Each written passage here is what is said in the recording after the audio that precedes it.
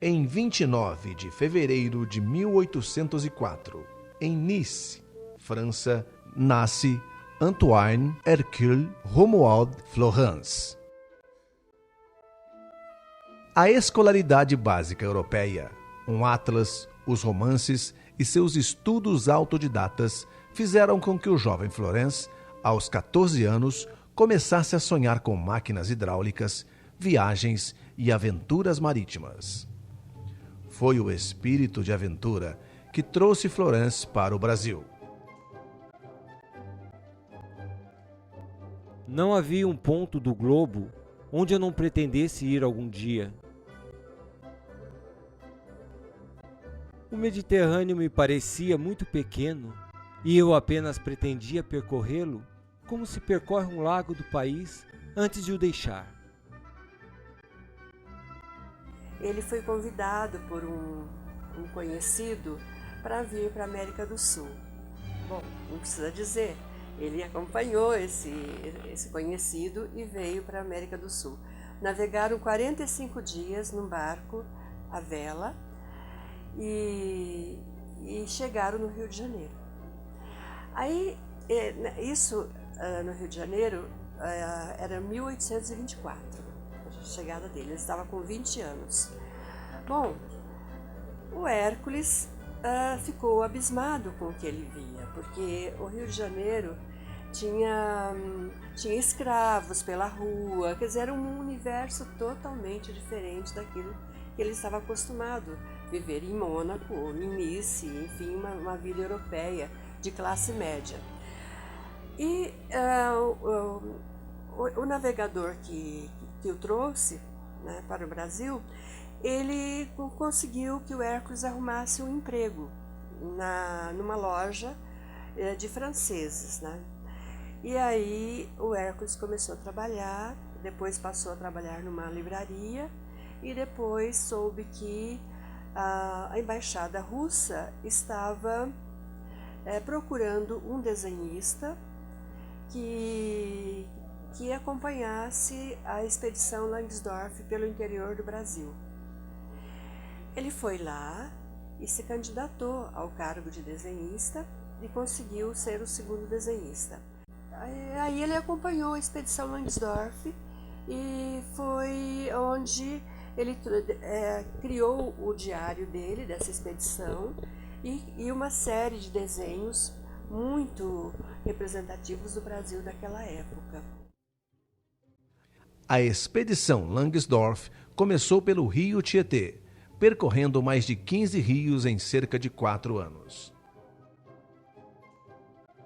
Florence se encantou com a rica natureza do Brasil. Estava presente ali o desejo de fixar com exatidão as características das paisagens, pessoas, animais, objetos, árvores, e descrevendo suas emoções diante da maravilha das paisagens, sente-se incapaz de comunicar tanta beleza. Sei que não passo de um escrivinhador sem letras, cujos escritos não hão de ver a luz da publicidade. Mas se a natureza tudo me negou, por que me concedeu o dom de sentir com tanta força? As imagens ficavam impregnadas em suas retinas, em sua memória. Terminada a expedição, Florence recebeu o convite de Francisco Álvares Machado e Vasconcelos para visitar a vila de São Carlos, atual Campinas, e foi onde Florence ficou morando após se casar em 1830 com Maria Angélica de Vasconcelos, filha de Álvares Machado. Também em 1830, Florence inventou a poligrafia e a impressão poligráfica, devido às dificuldades que ele teve em publicar uma pesquisa sobre seu outro invento, a zoofonia. A zoofonia surgiu durante a expedição.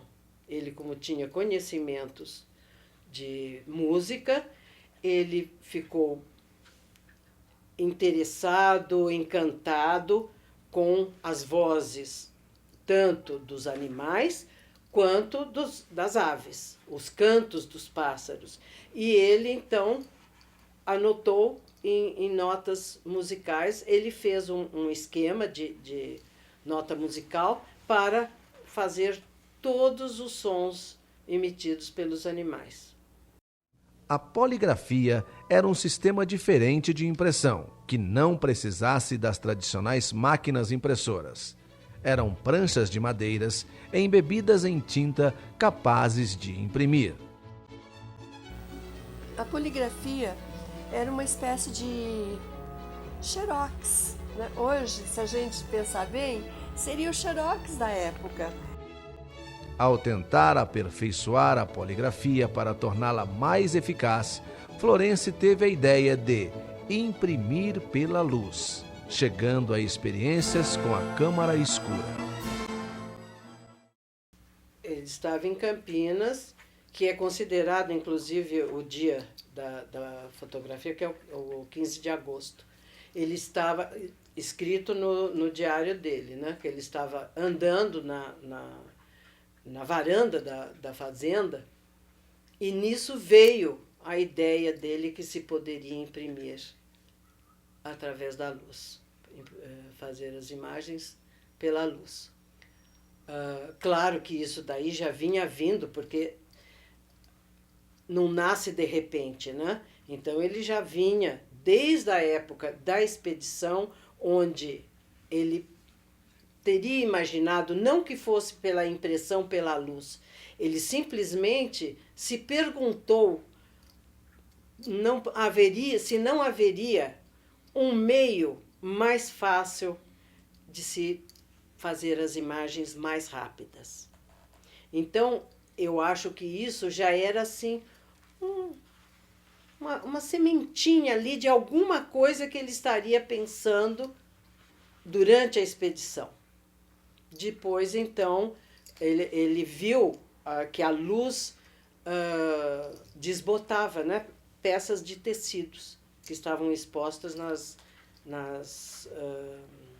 portas das lojas, né? Antigamente eles colocavam assim vários tecidos, né? E que a luz, então, tinha uma força muito grande porque desbotava os tecidos. Ali ele começou também a pensar de uma forma que poderia usar aquela luz, né, para imprimir alguma coisa. Passo a passo do processo de descoberta eram anotados minuciosamente. Florence acreditava que chegaria à impressão pela ação da luz, o que realmente conseguiu. Tateou durante um certo tempo antes de resolver a última dificuldade: tornar as imagens permanentes, o que conseguiu em 8 de abril de 1833, utilizando, na falta de outro material, urina. E essas experiências dele, hoje, são consideradas como pioneiras da fotografia, mas como uma experiência isolada. Ele fez o negativo. Quando ele imprimiu a imagem pela luz, né, na câmara escura e tudo mais, ele partiu do negativo. Ele não percebeu, só na hora que ele viu que aquilo que era branco estava preto e o que era preto estava branco. Foi dali que saiu o negativo. Mas não que ele tivesse feito, vou fazer o negativo, não. Ele estava imprimindo a imagem pela luz solar e saiu o negativo. Foi só isso. Em janeiro de 1834, Hércules batizou sua invenção de fotographie. Foto, do grego, quer dizer luz. Graphie, do grego, significa escrita. Portanto, fotografia é desenhar com a luz, ou escrita da luz. Florence foi o primeiro a criar e a empregar este nome. Na Europa, os historiadores de fotografia datam de maio de 1816 as primeiras imagens obtidas por Nicéphore Niépce, mas elas não se conservavam. Os trabalhos de Niépce permaneceram secretos até Daguerre aperfeiçoá-los em 1829. 10 anos depois, foi lançado o processo chamado daguerreótipo, que consistia numa placa metálica com alguns produtos químicos. Ela aderia às imagens. Em 7 de janeiro de 1839, é anunciada a descoberta desse processo na Academia de Ciências de Paris, sendo então patenteado por Daguerre, que foi reconhecido como o inventor oficial da fotografia. Quando Hércules Florence soube que seu conterrâneo Daguerre havia criado o processo de reprodução da daguerreotipia e chegava primeiro ao reconhecimento público, ele ficou desolado e desistiu de aperfeiçoar seu invento. Preferiu não dar continuidade ao assunto, desejando que outros inventos ainda fossem reconhecidos como a poligrafia e o papel inimitável. Para esse desejo, não houve resposta. Todos esses trabalhos, ele não conseguiu. Ele fez para ele, mas ele não conseguiu fazer a coisa que fosse aceita. Ele correu seca e meca. Tem milhares de cartas deles para esse, para aquele, para o cônsul, para ele, em todos os lugares na Europa, aqui, e não conseguiu. Meus descobrimentos estão comigo, sepultados na sombra. Meus talentos, minhas vigílias, meus pesares, minhas privações são estéreis para os outros. Estou certo de que, se estivesse em Paris, um único de meus descobrimentos poderia, talvez, suavizar minha sorte, ser útil à sociedade. Lá, talvez não me faltassem pessoas que me ouviriam, me adivinhariam e me protegeriam. Estou certo de que o público, o verdadeiro protetor dos talentos, me compensaria de meus sacrifícios. Aqui, porém, ninguém vejo a quem possa comunicar minhas ideias. Em fevereiro de 1850, a mais cruel das dificuldades abateu Hércules. A morte de sua esposa, Maria Angélica, deixando 13 filhos.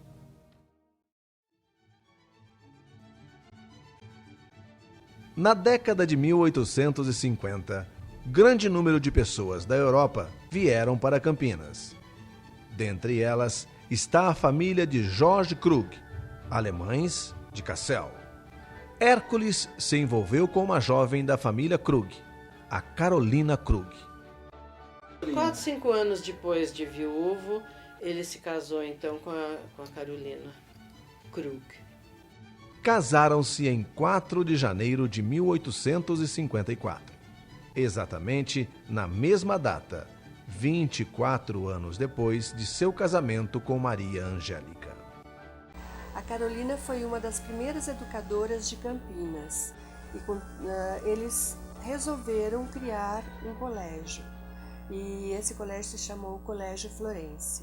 Foi um colégio muito famoso, excelente colégio. Assim, os professores eram pessoas ultra capacitadas, muitos vinham da Europa, né? Que tinha francês, alemão, tudo mais.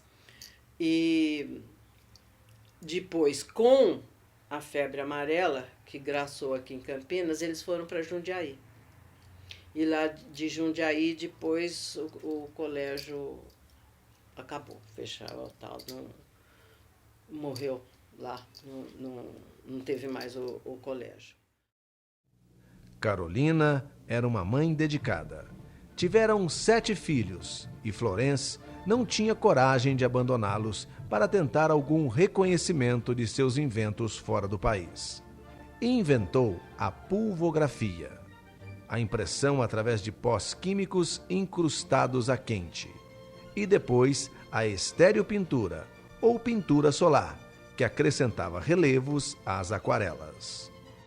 Mesmo com uma vida repleta de descobertas e genialidade, Florence não teve seu merecido reconhecimento na época. Faleceu em 28 de março de 1879 aos 75 anos de idade, na cidade de Campinas, permanecendo no anonimato por cerca de 140 anos. O fotógrafo, pesquisador, historiador e professor brasileiro Boris Kossoi foi quem conseguiu finalmente a confirmação dos processos utilizados por Florence, através das experiências fotoquímicas fielmente repetidas em 1976 pelo Rochester Institute of Technology de Nova York. Hoje, toda a comunidade internacional reconhece a importância de Hércules na história da fotografia. Num dia muito próximo, partirei para uma ilha deserta qualquer, onde a natureza será minha única mestra. Aprenderei sua linguagem e a farei cantar. Contarei toda a sua beleza para o resto do universo. E assim fez Hércules Florence.